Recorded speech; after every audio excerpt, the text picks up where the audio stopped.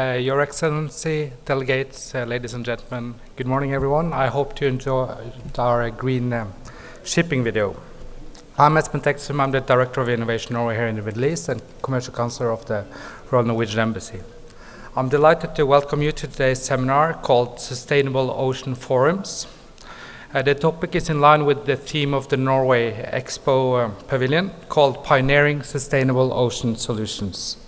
I hope you have visited our pavilion. If you have not, please, I hope you get a chance to. Today we will get some interesting presentations from many different companies. And if you want to know more about today's sessions, some of the companies are Norwegian. You're welcome to visit us at the Norway stand here at Seatrade. Before going on to the first session, I would just like to go through the agenda of today. We're going to have this first session, the green shift in maritime sector. The second session, moving towards decarbonized shipping. And the third session, driving efficiency and sustainability through digitalization and AI. Then I would like to introduce the first moderator of today's session, Ian Edwards. He's the area manager, D&V, for Middle East and Africa. So welcome, Ian.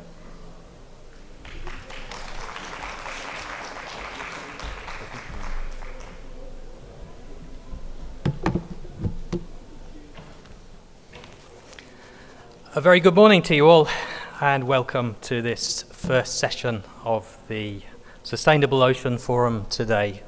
So a big thanks to the organisers, to both Seatrade and Innovation Norway for facilitating what are to be three very interesting sessions this morning.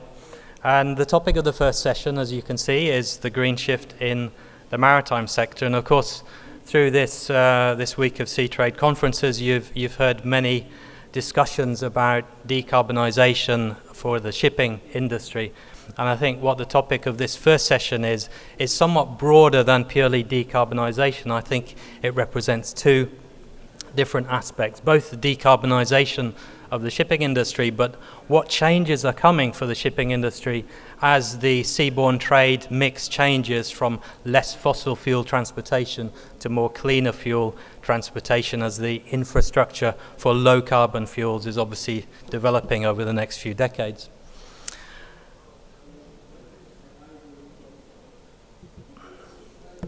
So as the industry is obviously then transforming into a more cleaner and connected state with a different seaborne mix, there are both opportunities and challenges, and we're here today to discuss some of the solutions. And my objective of this session is that you come away with perhaps some new ideas and inspiration on some of those solutions that can take us forward in the decades of transformation ahead.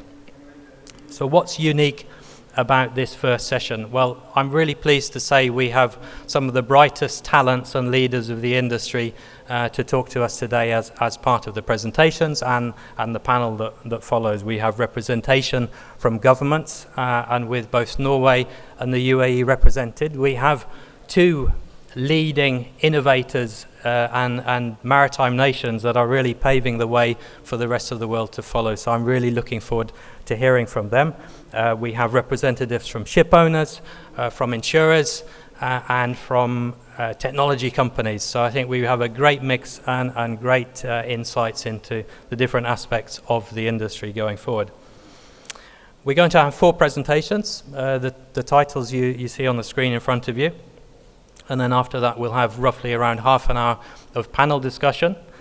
We really welcome your questions, both from the audience sitting here today, and we have an audience online. You can submit your questions on the virtual platform Swapcard, and I'll be able to access them as we go along. So please think about your questions as we go along, and let's have a good interactive discussion today. So let me first introduce you to the first speaker, coming from Innovation Norway. It's Roger Martinsen. He's head of ocean industries for Innovation Norway, and the title of the presentation is Pioneering Green and Sustainable Maritime Solutions.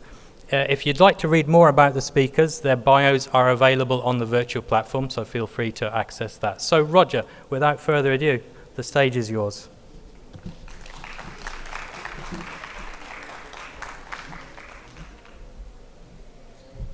Thank you very much for the introduction, Ian. And thank you for having me. I'm excited to be here in Dubai again. I'm going to demonstrate and highlight some of the activities and solutions that are currently going on in Norway and demonstrate new innovations.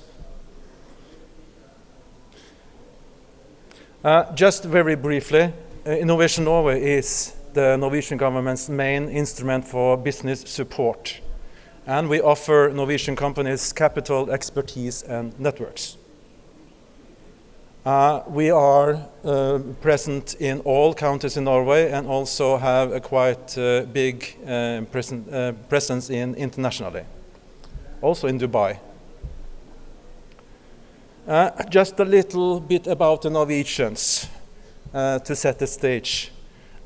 Norwegians within the maritime industry has a long history. And what we can say about Norwegians in brief is that they are pioneers, they are inventors, they are very adaptable, turning around for new business ventures and opportunities. And at the same time, they are really masters of prototyping. But they are also not the best in class when it comes to scaling. Regulations in Norway are welcomed by the industry. Regulations when it comes to reducing greenhouse gas emissions. And if you look also at the goals of the Norwegian Ship Owners Association, you will see that they are quite forward-leaning. We want to cut emissions by 50% by 2030. Only zero-emission vessels will be ordered from 2030, and so on and so forth. That also sets the stage for what you can really endeavor and do in Norway when it comes to the developments as such. I would also like to highlight that in Norway we have a complete maritime cluster. We have a cluster covering the whole value chain.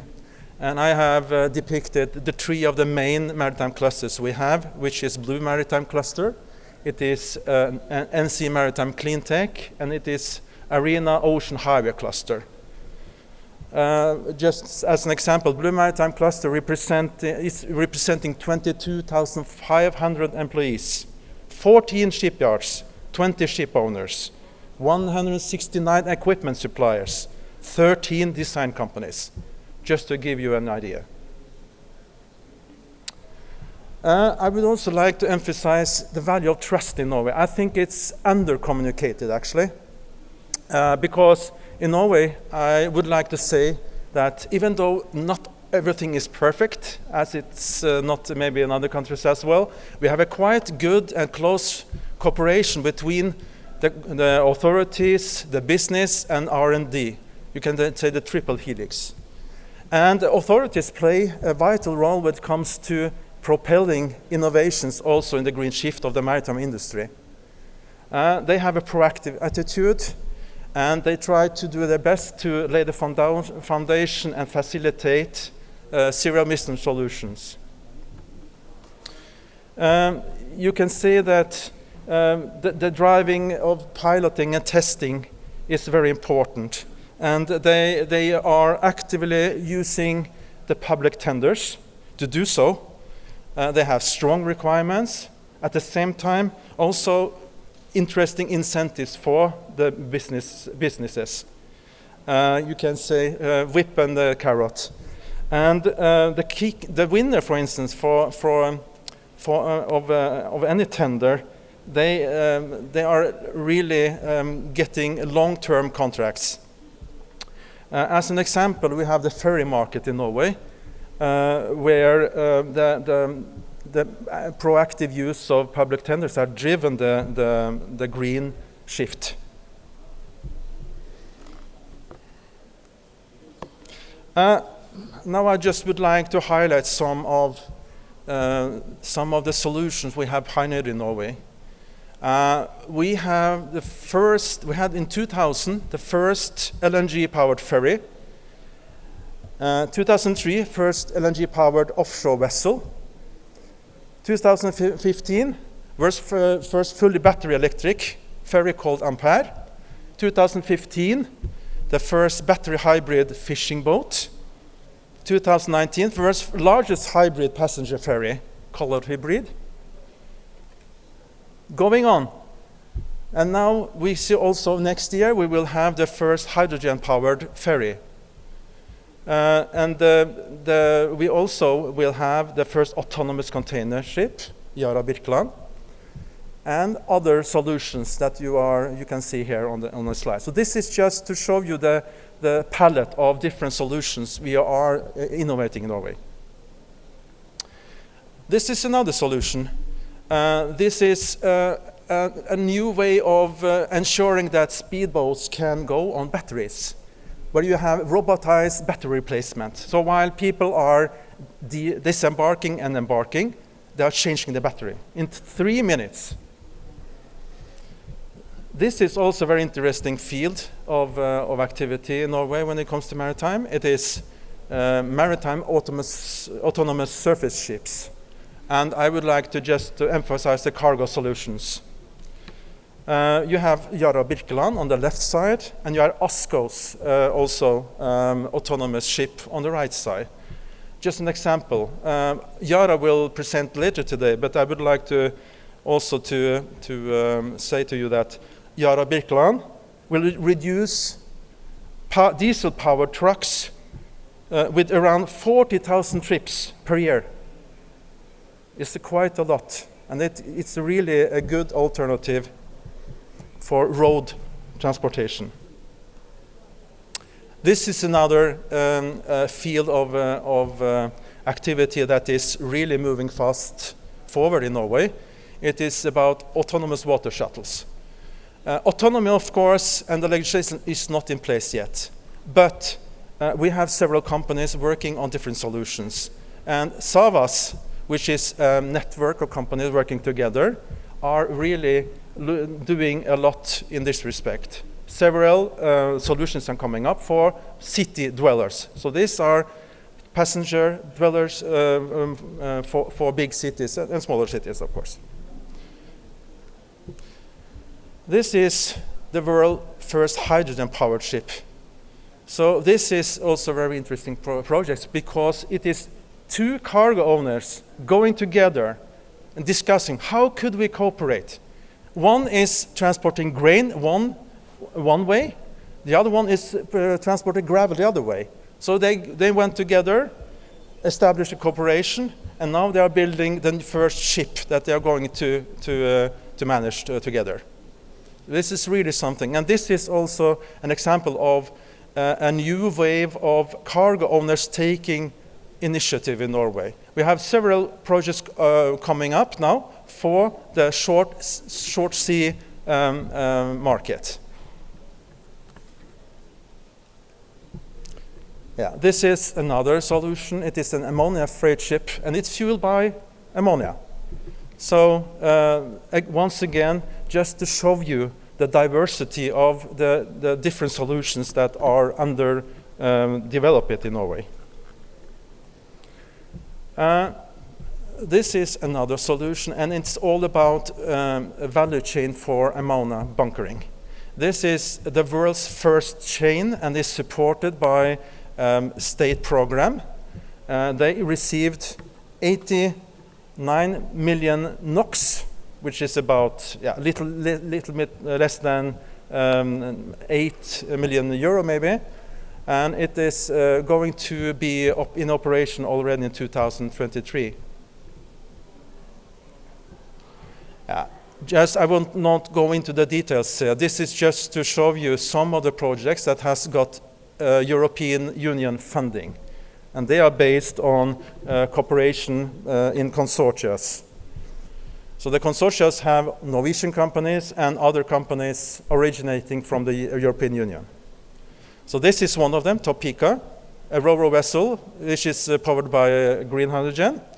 This is Viking Energy. This is an ammonia-fueled offshore supply vessel. And this is something else. This is a small speedboat. commuting between some villages on the western coast of Norway. Okay, this is more or less what I'm going to wrap up. What we see now in Norway is a steady trend of decarbonization all across the industry and for different types of vessels. We see tech transfer between industries. Digital, artificial intelligence are coming. We see also implementation of forefront design solution, reducing fuel consumption, for instance, rotor sails. And we see also, as I said, short sea cargo owners going together to solve and organize new ways of business model. So, thank you very much. This is also a site I would like to look at, but if you have time to that, you can find a lot of interesting solutions, green solutions from Norway. Thank you very much.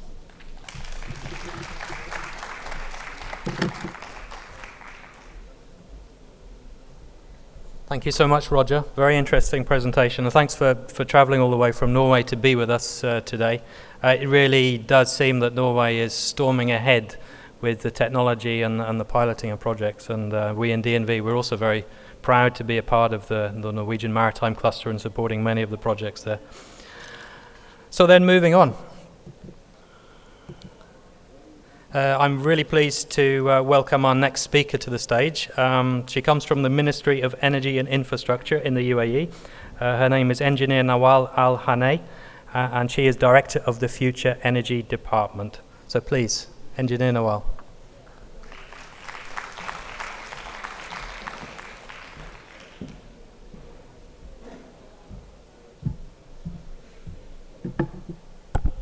Thanks a lot, Taled. So, hello everyone. So, how to make this one? Can you help me? Okay. So, hello everyone. Nice to meet you all. I'm coming from the Ministry of Energy and Infrastructure. Today I'll take you through the steps that we take in UAE towards achieving the sustainable development goals in the maritime sector. So this is a slide of the agenda of today's speech. So basically, the maritime in UAE, we are focusing on this sector as it have a great contribution in the GDP of the country itself. We have the Maritime Transportation Affairs Department in the ministry that lead all the efforts towards achieving the sustainable and to make the seafarers as a key workers in this sector. We also regulate the sector. We have also published a lot of laws, resolutions, as well as circulates to ensure the safety and the sustainability of this sector. If you will see here in this slide, I'm so sorry for the small font. We are doing three major steps in this sector. We are a regulatory body, as well as we are developing and monitoring this body. In addition to that, we are making sure that we already provide services, national services in this sector.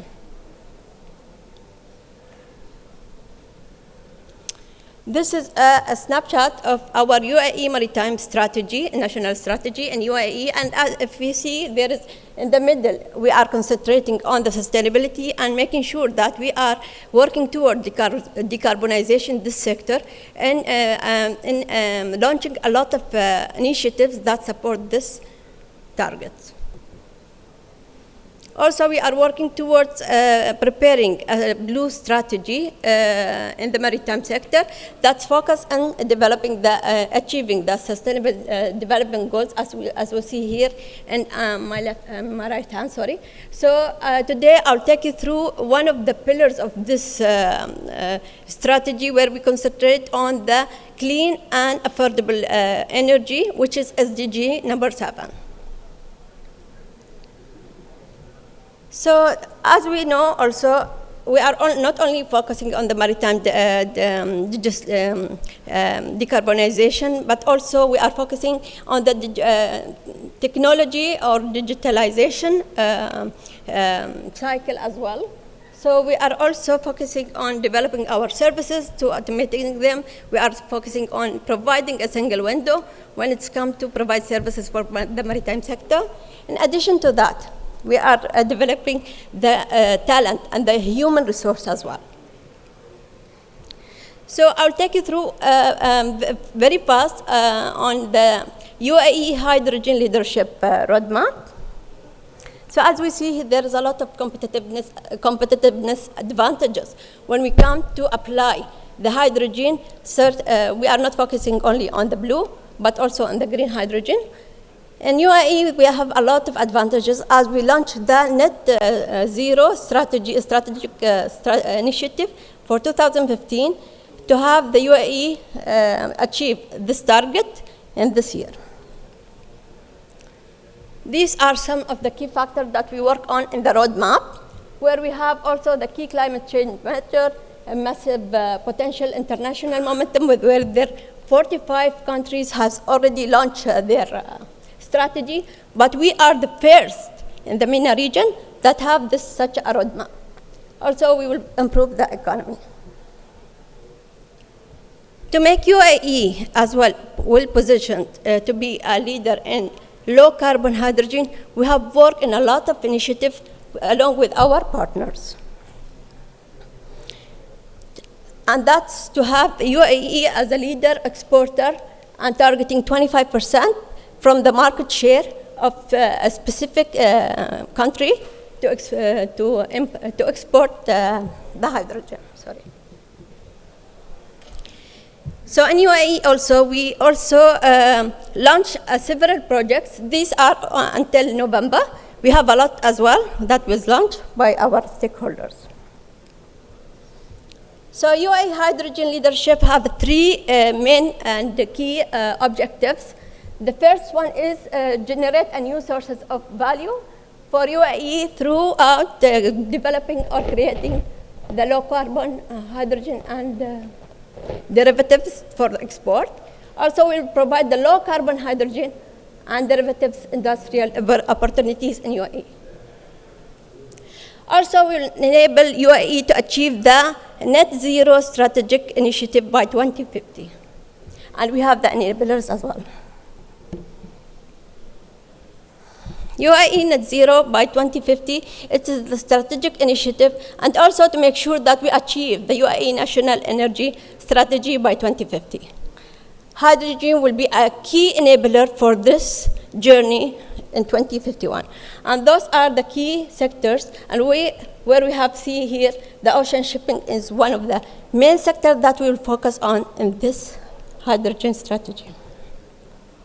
Those are some of the UAE hydrogen leadership roadmap ramped rapidly and list, and whereas we prioritize the segment that we'll focus on. In addition to that, it will be domestic and for the export opportunities as well. Those are our partners that work with us as well, and thank you, everyone.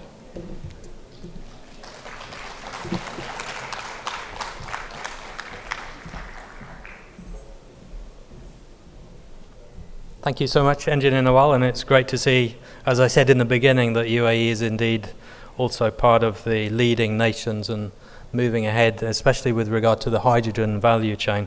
And of course, we'll get back to some discussions, I think, on the panel regarding the green hydrogen and how that's moving forward.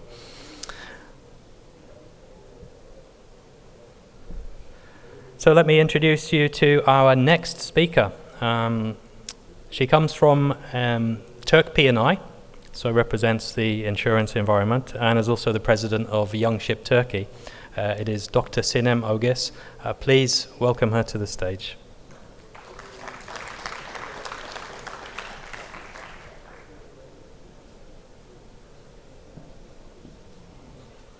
This one to go forward. Thank you, Ian. Good morning, everyone. I would like to first express my sincere thanks to the organizers of the event, and special thanks to Majid for his valuable support, and to Marwan Mubarak, who is the president of Young Ship Emirates. I very much appreciate to be able to join you here today.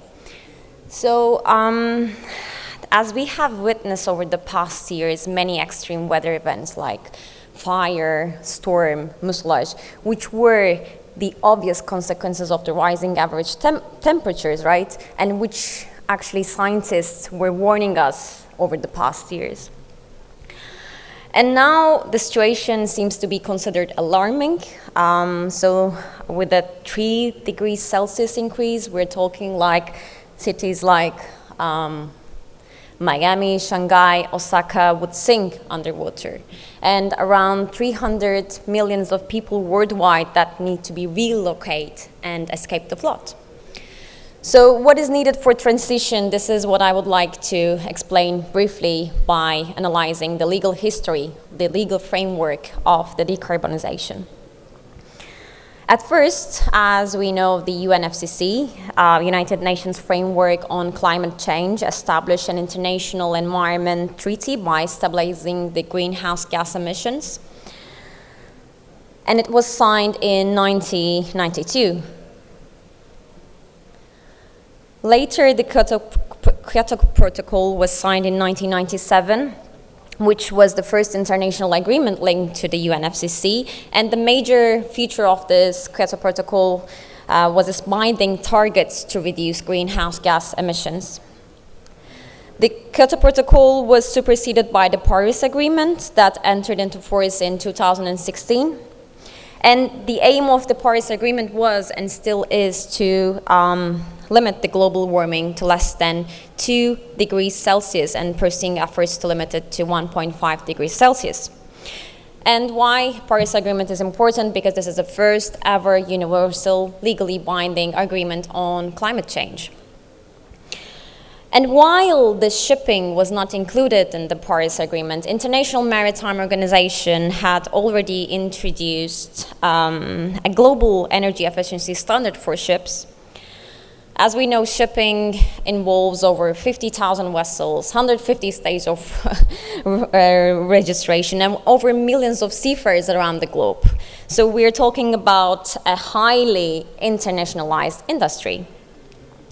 And as you can see from the International Maritime Organization's timetable, International Maritime Organization's work begins on greenhouse gases in September 1997 at the International Conference of Parties, which we know it as COP, of the MARPOL Convention, and which adopted to limit air pollutants contained in ships' exhaust gas, sulfur oxide, and prohibits deliberate emissions of ozone-depleting substances. International Maritime Organization later on in 2011, as you can see from the timetable, adopted first set of international mandatory measures to improve the ship's energy efficiency. Basically, they adopted the mandatory energy efficiency regulations that we know as EEDI, which is Energy Efficiency Design Index for the ship's design for the new ships, and SEMP, which is known as Ship Energy Efficiency Management Plan, but for all ships. And in this way, from then onwards, this was actually the first ever mandatory energy efficiency standard for the industry. And EEDI, as we know, applies for the ships of 400 GT and above. So basically, it sets for the new ships a minimum energy efficiency level. But on the other hand, SEMP is a management plan, as I said. It's for improving the efficiency of the ship by operational means, like let's say for making different risk choices.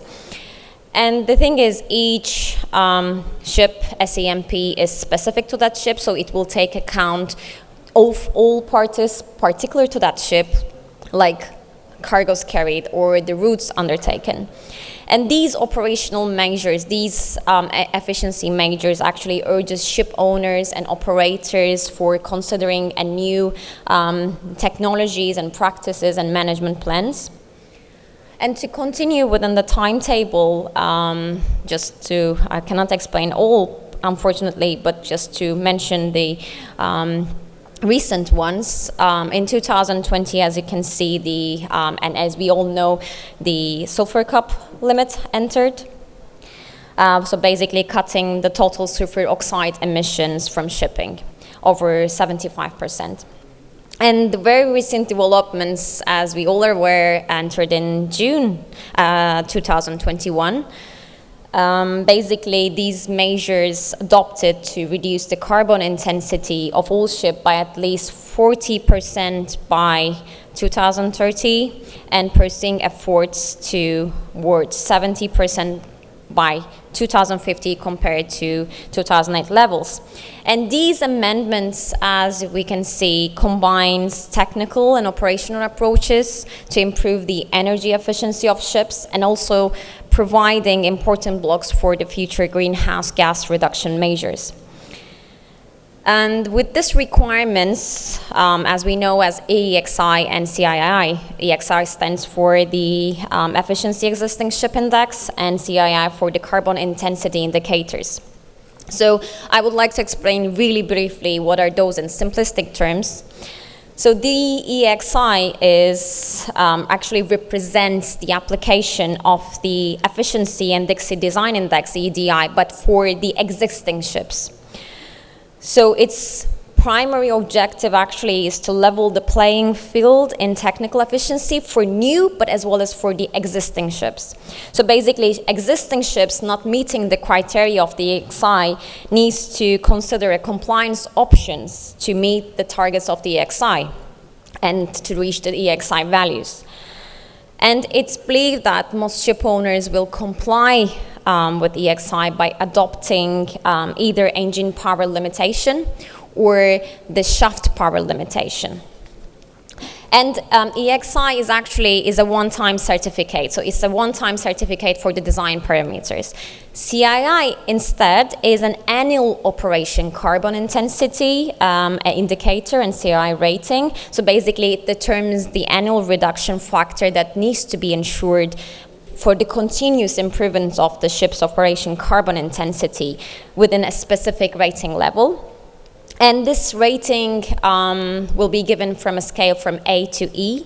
And let's say a ship which is rated D for the 3 consecutive years needs to provide an action plan to reach into the minimum level of C.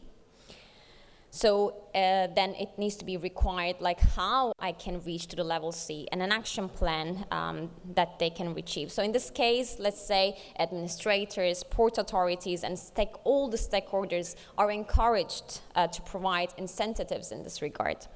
So these all upcoming new fuel types, engines, new technologies and regulations seem to introduce several new challenges.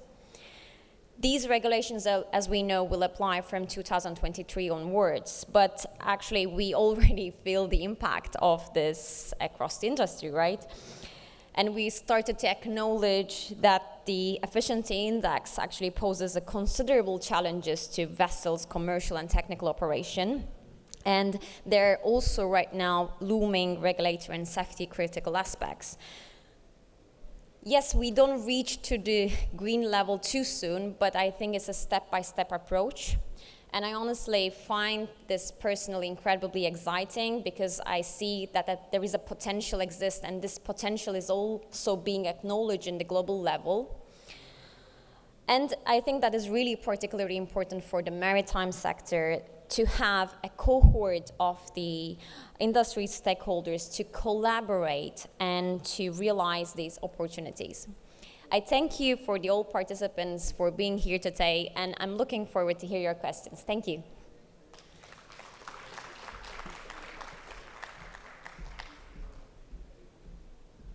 Many thanks, Sinem. That was a really clear and concise run-through of all the regulations and legal aspects, and I think the important point you made at the end is it's so vital, the collaboration aspect, which we've heard a lot this week. So thank you for that. So then we are finished with our presentations, and we will shortly start with the panel discussion. I'd like to introduce you to one panelist who is joining us remotely. His name is Jon Halvard Bolstad. He's from Yara Marine Technologies, and he's their Strategic Business Development Director, joining us remotely from Norway. I hope he is online and can see and hear us. Okay, we'll maybe some technical issues, so we'll hope he can join us in a few moments. Yes. Hello, yeah, Jon. I'm able to hear everything. Nice to see you all. Thank you for joining us today, Jon. So let me move back across here.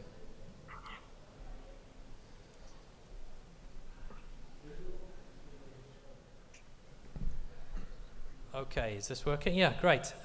So we'll kick off the panel discussions first with any questions that the audience here or online may have. If you do have a question, please, there are 2 microphones at the front. You can come forward and pose your question. Yes.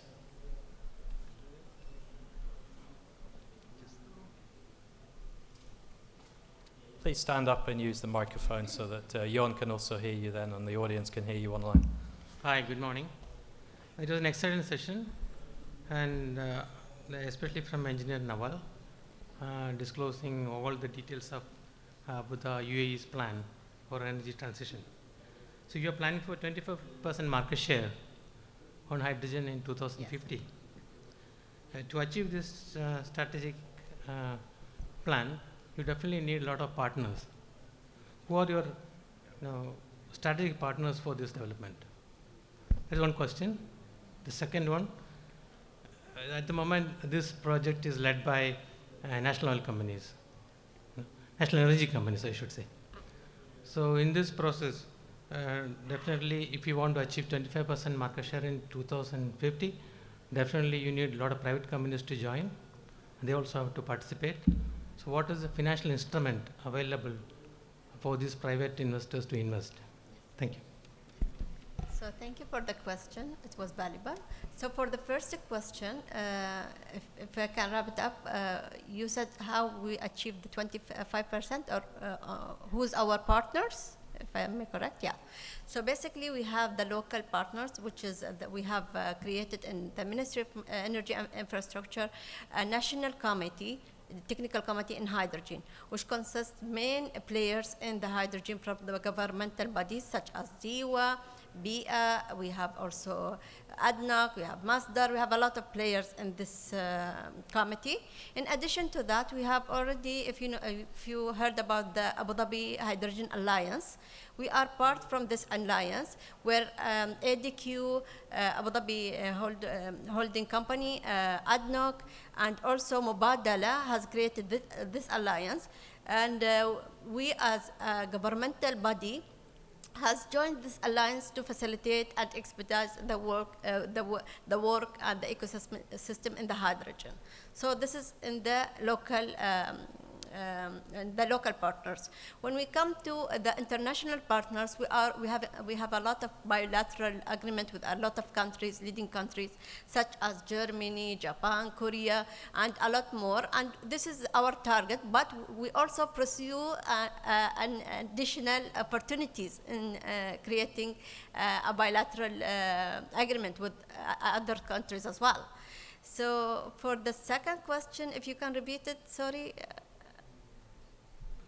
Second question is, what are the financial instruments available for private people? Okay, so recently, as I said, we launched the roadmap, the leadership roadmap in Glasgow, COP26, before 1 month ago. And currently we are preparing to initiate the hydrogen strategy, National Hydrogen Strategy 2050, where all the mechanism, financial tools and schemes will be put in place and the correct policy that need to facilitate this one. So we are working in this mechanism currently. And regarding the partnership with the companies, private companies, we are welcoming all the companies to have a dialogue with us. Our doors are open. We have a booth here in Seatrade, as well as you can approach us anytime in the ministry to have a one-to-one discussion with your company if you are interested to come and to work with us in this initiative. Thank you. Thank you very much for that. As I said before, it was an amazing presentation. Thank you. Thank you for that great question and a really detailed answer. Yes, I think the gentleman here was next, and then we come to Nikhil. Please. Hi, good morning. Great presentation. My name is Yuvraj Thakur from Verify Shipping. My question is more of a viewpoint. I mean, do you really believe, mostly to Innovation Norway and to Turk P&I, there is enough incentivization in the industry, especially from different stakeholders, for example, ports, for example, the IMO, we still don't know what incentives will be there for the A-rated vessels under CII. So is there enough incentivization in the industry coming from a Norwegian point of view, maybe an example of clean shipping index, environmental audits, or is there any plans? What's your viewpoint on that, just to both? Do you want to take that, Roger? Yeah, if I understood your question correctly, you are asking whether there are enough incentives for the business community Yes. for greening for the green shift, yeah? Yeah, especially from a port's point of view, not the shipping, the hydrogen. I mean, we are all doing enough, but what are the ports doing? I mean, especially in Norway. I can only speak on behalf of the Norwegian ports, and what I can confirm is that several ports in Norway are quite forward-leaning. They have established different programs for greening their ports, including incentives, and they are also kind of facilitating the green shift in different ways. So it comes to both the infrastructure, it comes to digital solutions, artificial intelligence, autonomous operations. So all those kind of activities in total really makes a difference. Okay. Just a follow-up question. Do you think there is enough space in the industry for example, ports globally or within a region to follow a standard and then measure their carbon emissions? Because what I know as of today, nobody really measures their carbon emissions. And once you do not measure, how do you reduce that? So I know from different industries, for example, airports, we do that. I mean, those guys do that. So do you think there is enough meat in this topic that port should start something like that? I have to admit, I'm not a very specialist when it comes to ports. That is not my field of activity. I think we. But maybe Jon can answer that. Yeah, let's bring in Jon if we can bring him on the screen behind. Yeah, I think it's a very good question because actually, interesting enough, 45% of all the shore power connections in the world are in Norway. So I would not say that 45% of all the ports in the world are in Norway. So obviously there's this big incentive to actually install shore power connections in ports in Norway. The problem in the beginning was the chicken and the egg. Should you install the connections first or install the vessels first? But now we see that a lot of the ports have shore power connections, and we're actually waiting more for the shipping side and actually the cargo owners as well to tag on to that and actually to connect to the shore power connections. So things are moving in the right direction in that sense. Okay, thank you. So I think the EU is also moving in that direction with their new, Fit for 55 package, which is requiring ports to then have shore power facilities and alternative fuel facilities as well. So things are happening, yes, definitely. Okay, thank you for that. And especially in Hamburg and Antwerp, I know also, for sure. Okay. Thanks for the question. Yes, Nikhil, do you still have your question? Yes, please. Thank you very much, all speakers. Fantastic, very interesting. My question is for Samuel. Excellent presentation, Samuel. My attention was drawn to the slide you had on the various savings, and I noticed that the coatings had between 4 and 5% savings, which you guys capitalized on. How did you go about selecting the particular anti-fouling for your vessels to get the 4% saving? Sure. The savings is actually not exactly 4, because we have documented it up to 8% on certain vessel types when they are operated at a certain speed. So we essentially started with one paint manufacturer who had one solution, and now we are with 3 different paint makers with 3 different solutions primarily because of the variable speed that our fleet vessels operate at. So on an average, our gas vessels, we are doing around 18 knots. That's very surprising. That's an aggregate speed, but that is. So we have had to change the initial anti-fouling coating that we actually thought we would have for these vessels. We changed it. Of course, there is a big cost because you have to blast out the entire hull and stuff like that. But right now, we are between 3 different coating schemes. And this is because of the hull profile and, more importantly, the variable speed that our vessels are doing. Right. So it was just, as I understand from your answer, it was just speed, to be honest. Yes, speed for us is after we have actually looked at it. This 2013 is when we started this. So when we have been calculating the numbers, so vessel type per speed, laden or ballast, we find that at a certain speed, we are being able to optimize certain coatings as opposed to other coatings. So we have our same fleet of vessels across different coating schemes, so then we can compare them apple to apple at the exact speed. Okay, thanks, Emil. Thanks for that question, Nikhil. So on the topic of speed and performance, could we ask you, Dr. Sinem? I mean, when I talk to owners, they are, of course, looking at the options to comply with EXI and CII going forward. And, of course, one of the most viable options is engine power limitation or shaft power limitation, as you mentioned in your presentation, or perhaps, alternative cargo loading to optimize the vessel performance. But then I think owners are very concerned about their then breaching contractual obligations if they lower the speed below the charter party speed, for example. Do you have some views on that? Could you give us some input? Yeah, sure. Thanks, first of all, for the question. Well, as we know, yes, ship owners have to have the obligation to proceed with all due dispatch. And that obligation is towards the charterer, but also for the cargo owners. So, but in order to comply with the new MARBL regulations, as I said, this vessel has to proceed with a certain speed. So somehow there is a kind of a paradox, right? Yes, we can include in the charter party a clause.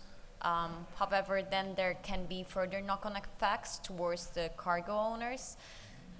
So I would say right now we really need to collaborate with all the stakeholders, especially in the shipping industry, in the contracts.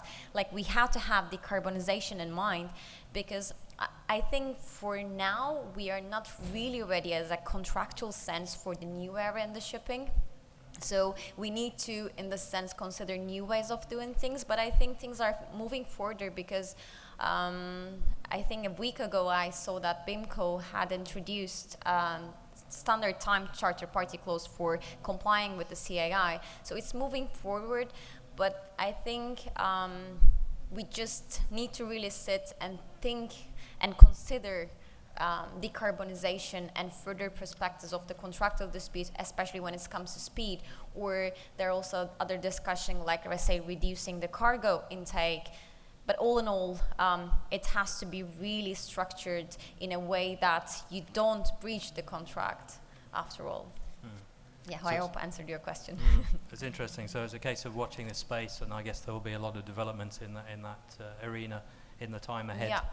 I mean, right now I can say that somehow there are some looming regulatory aspects, as I mentioned. However, I think it's improving. We have still a year to go.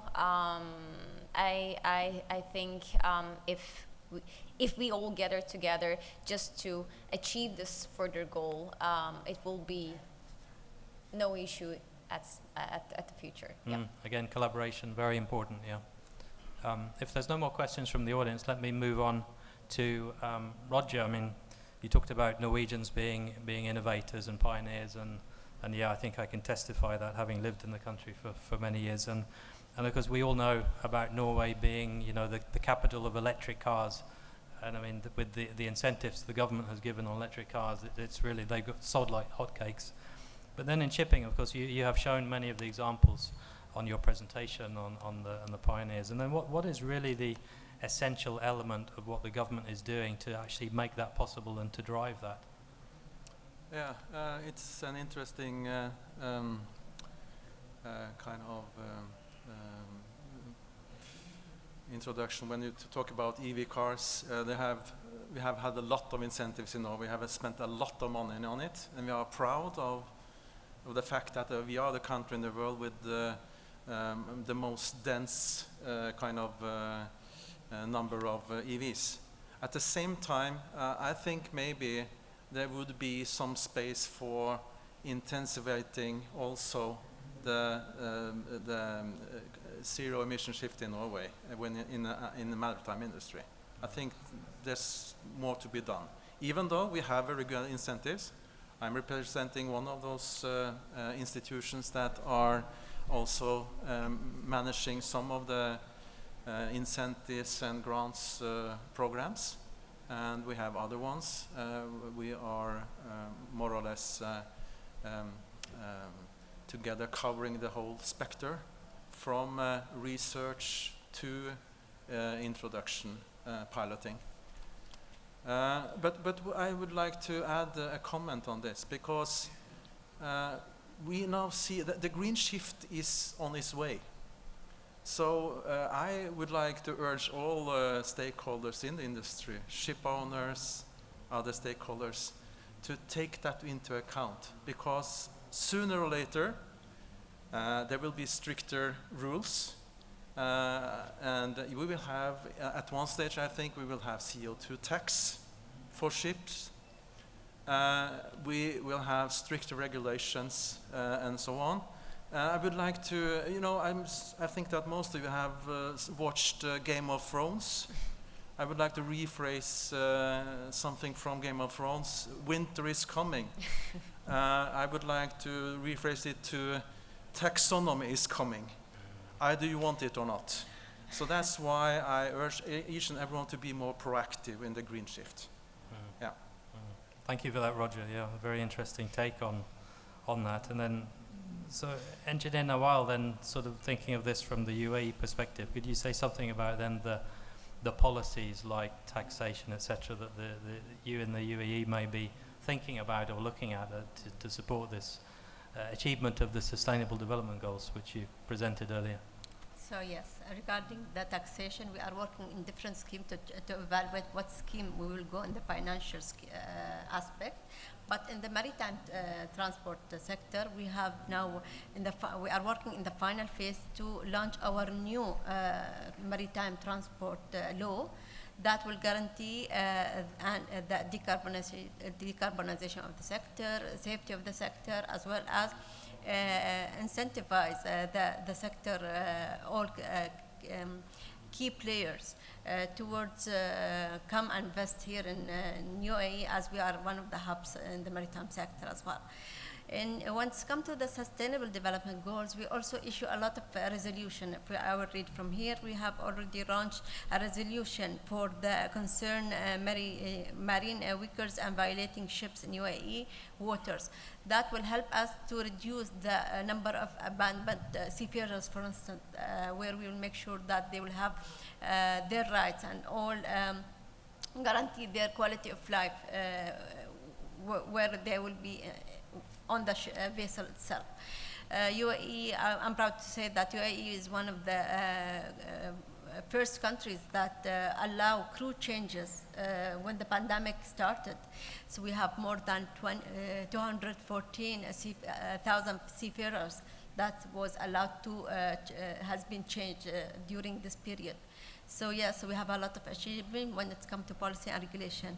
We already have adopting a protocol to resume our UAE maritime activities within the pandemic, so we didn't stop our work in the maritime transport sector.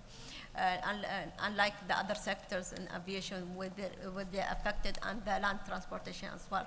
So we are working very closely when it comes to regulation, and we are not developing it by ourselves, but we are working with our partners from the private sector, governmental, local, federal, and the academia as well, to make sure that we are covering all the point of view of their self. Thank you. All right, so thank you. I mean, it's really amazing what the UAE has done, as you say, focusing more on the incentives and attracting business and attracting trade. So those of us working here, we're really proud to be part of this sector and supporting that as well, so thank you. Then just turning to Jon remotely there, I mean, thinking about these investments, for example, for new builds in new technologies, alternative fuels. I don't know, Yara International, or Yara Marine Technologies rather, you're working with a lot of different solutions to improve efficiency. What's your take on sort of the commercial aspect and the payback time for these investments? Could you say something about that? Yeah, I think it's a very good question, because actually the technologies to make the maritime industry greener, they're actually already there. So the next step is then, what about the payback time? And there are actually several technologies out there that have a relatively short payback time. It used to be, ship owners used to have a 1 year period of time of a payback time when they invested in the green technology, but now we see them accept both 2, 3, 4, 5 years. So it's very much moving in the right direction. But in general, I find ship owners very positive and very open-minded when it comes to new technologies. The problem very often is actually the cargo owners on the other side not willing to invest in it, because in the end, somebody has to pay for it, and I think everybody needs to chip in, but more incentives and maybe more sticks and carrots also towards the cargo owners will be very important to drive that and to accept longer payback times on green technology. Thank you, Jon. Very good point, and it's one that's on a lot of people's minds, I think, these days. I'm aware of the fact that we're quickly running out of time here, and we have to finish very shortly. I think we do need to wrap up the session now before we take a break. DNV, by the way, has published a lot of reports and studies on decarbonisation of shipping. So I'd encourage you to, we have a stand here just outside, so encourage you to drop by. You can pick up some QR codes which will give you access to download some of the reports, including a visualization of the decarbonisation stairways and the different options available to ship owners to keep within the greenhouse gas reduction trajectories. So please do drop by.